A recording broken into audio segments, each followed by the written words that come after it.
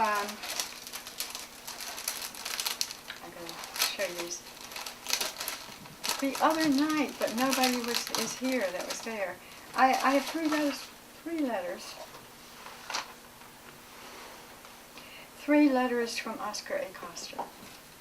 And because Hunter, I found out the whole story in the book with the 1968 letters, because I didn't know the whole story. But Hunter sent me Oscar's manuscript, and he said, would I critique it for him?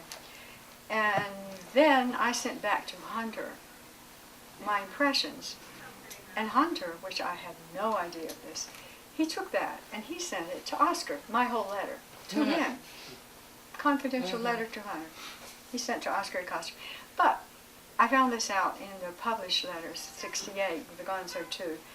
But he told him, don't tell Margaret, for obvious reasons. Okay, so Oscar AcostaHR, he just like Hunter, he started writing these letters, and he just poured out whatever told me about himself, never met me, poured out the stuff, narrative, and I found it fascinating. So here's his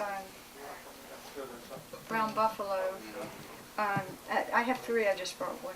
So the beginning one, you can see, I don't dare bring them out because they're tattered. He's talking about, he says things, again, he's a complex person, not just the fear and loathing. He is a fear and loathing guy, but he's also complex. He said, Hunter Thompson wrote to me concerning your comments on the manuscript. And I'm writing this unsolicited letter to thank you for having read it. He never let on different. The thing was done in 1960 during a 2-month stretch, working nights while freaking out during the daytime. And he goes on about it. He says he's worked the previous year with Mark Harris, Wake Up Stupid, on short stories, and took up the novel as an answer to a challenge by him. And he tells me more about his relationship with this Mark Harris, that it was rejected by Macmillan's Cecil Scott. I mean, he's telling me all this stuff. He doesn't know me. About that time, I decided that professional writing was not my forte and got involved in politics and law. And then he says he rewrote a short story, eventually, that was conceived as a short novel. But he gave it to Hunter to read, and Hunter read it and suggested it be cut down to short story form. Then yesterday, I got a letter from him where he said I ought to quit fucking around with short stories and write a short novel instead. For instance, Hunter is mad. Hunter, I don't know if Hunter even read it, but, I mean, it's possible. Then he tells how the only thing that matters to me is that I write stories. I'm not even concerned with their publication at this time, underscoring Red. I know I must work out his childhood fantasy before getting to serious writing. He's going on about that, and now he's about his grammar school teacher. Both you and HT accuse me of moralizing. I ain't going to cop out to the fifth, but you should know, and H will certainly be reminded of the fact that I was a Southern Baptist minister in the jungles of Panama for 2 years. Now, I thought this must be absolutely crazy, but no, he was all these things. Now, and it goes on, now I'm familiar with St. Paul's injunction with respect to retaining one's childish notions after one becomes a man. But the fact is, I'm still soft-soap. Every morning, after my mile run on the sidewalks of Skid Row in L.A., I sit in the tub and laugh at myself, and at all the coming day's clients. I even poke fun at the judges, and remind myself that the district attorney is not necessarily evil because he enjoys putting criminals in jail.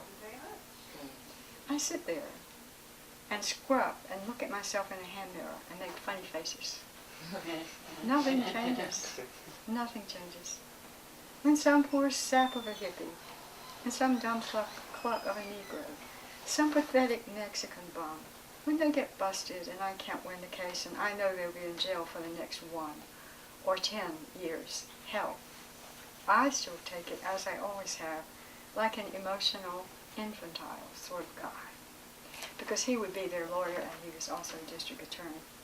But what I wanted you to know was that I've matured somewhat. In 1960, and he's telling me some more about him. Who hasn't, and going through a divorce with a 1-year-old child, no job, no future, no nothing. Which all leads to the second reason for fighting with Slater. Hunter wrote some of the things you said, which of course Hunter did, and read me a couple of lines over the phone. So he's totally obeyed what Hunter said to do.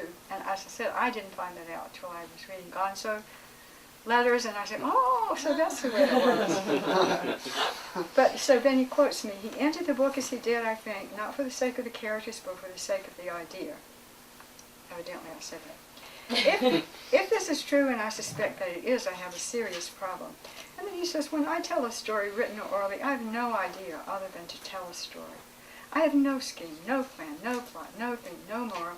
I simply remember someone I once knew or knew of, and I talk, write, without thinking, kind of like what I'm doing now. Just like writing letters, I never know from one line to the next, no, from one word to the next, what I'll say. So will you please read 23 pages of a short story for me? Perhaps I've done it again. It's about the old man in Cart. I had read Cart, the short novel story. The old man called Huero, whom I thought was the only one worth saving. Hunter said the story was about, quote, people are doomed monsters. Oh.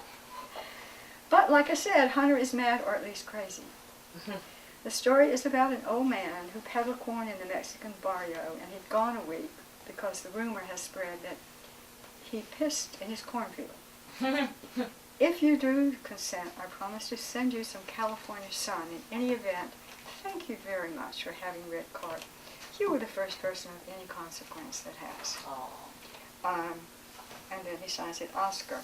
And he goes on like that. I mean, he went into a store and bought me some kind of sun pendant, like a Native American, I think, with a, and he had to order it.